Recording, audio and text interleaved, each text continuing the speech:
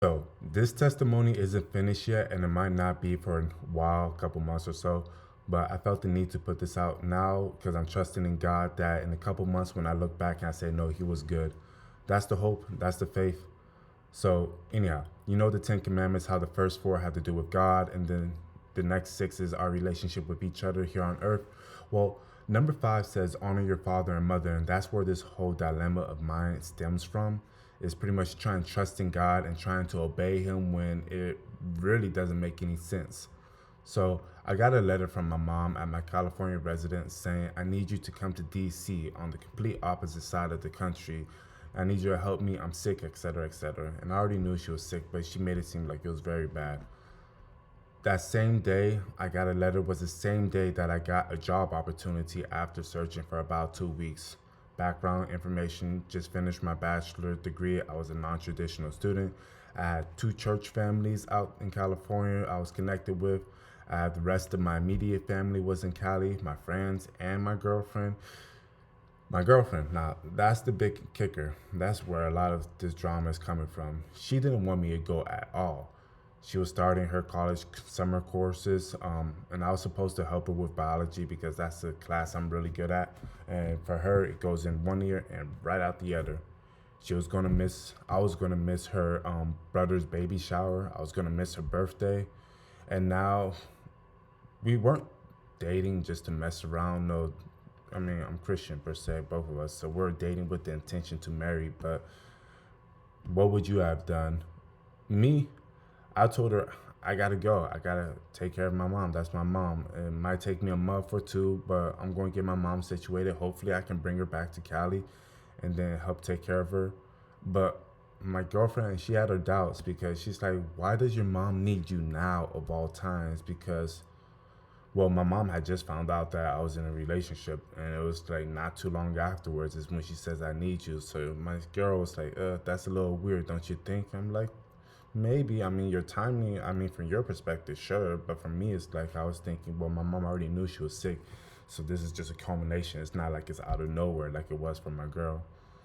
But anyhow, so that was like maybe about a week or two where I'm trying to figure out if I'm going to go, if I'm not, figuring out packing situation, my roommate situation, say, oh, I need to break the lease.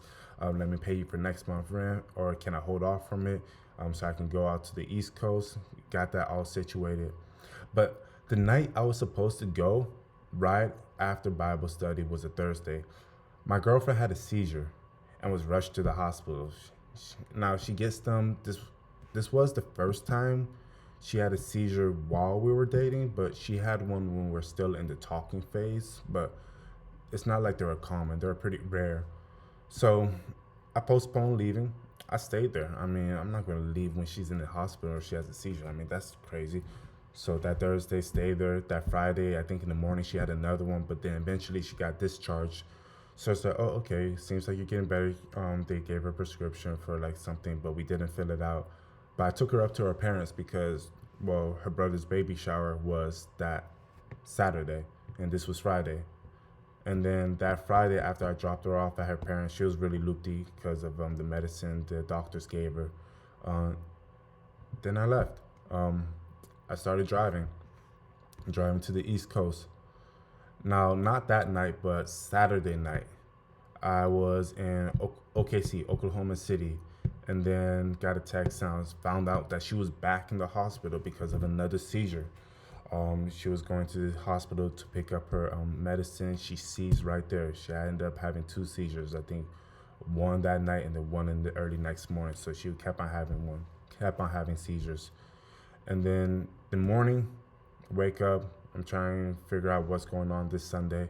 And then I found out she's out. She got her prescription for anti seizure medicine. It was relieved. And I was like, okay, I think everything's okay. So I kept on going to my mom. And that next evening, that Sunday night, I had made it to my next stop in Ohio. Central Kentucky was flooded, so I had to take a weird detour. Um, I found out my girlfriend had another seizure, and then this time she was admitted to the hospital. Something to do with like she had an infection, her white blood count was super high, and that was what was triggering her seizures over and over again. Now, at this point, I felt responsible because Well, if you ever know somebody who has seizures, stress is a big factor about what can cause them. And I know me leaving was a big stressor. So, question: would you have turned back around and head over to back to Cali? Cause I did it. I was trying to trust God because Scripture says honor your parents, and it's not until you marry that a man is supposed to leave his folks. And yeah, we're dating with the whole intention of actually marrying, but you hadn't jumped the broom yet per se. And it's hard to leave someone you love who you know is going through something for someone else who you love who is telling you that they need you because they're going through something. And it's like, how do you deal with both of those things when you're getting split? I mean, what would you have done? Would you have stayed, turned back, or would you have kept on driving? Now, one more thing to consider, at least for me, my girl was angry and she was hurt because, well, I told her I wasn't going to leave in the very beginning, but this is before I found out anything about my mom. Um, and then she tells you that she doesn't want to stay together. And she warned me before I even left that she was going to have these feelings and that that's how she was going to feel and she was going to be mad at you. Would you still go? Now, what if there were doubts about how serious your mother's illness was? Because, not gonna lie, there was doubts about how ill she was and like why she was bringing it up now. Because I had people telling her maybe your mom's just insecure because you're getting in a relationship and she's worried that she's gonna lose your son. And I'm like, no, my mom wouldn't do that. That's my mom. What you saying? And they said, are you really? Are you just looking at it because she's your mom, or is this actually who she is? And I'm like, no, that's my mom. What you talking about? Don't about her like that.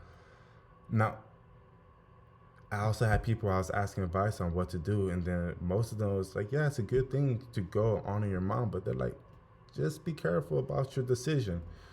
And I guess the question is, do you still go?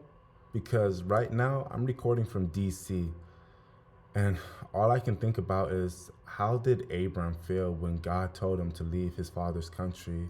Or how about Gideon when he told him to tear down his father's idol? Or how about Jesus when he told his mom, it's not my time yet, but he still obeyed her and he made water into wine? Because let God be true and every man a liar. Paul says, I count it all loss so that I may win Christ. And faith is hard. Faith is hard. Um, there's more to the story, but this is just a dilemma that I wanted to paint. I'll update later. This journey probably won't be finished up until I go back to California, but this is an update. All right, y'all. Keep the faith.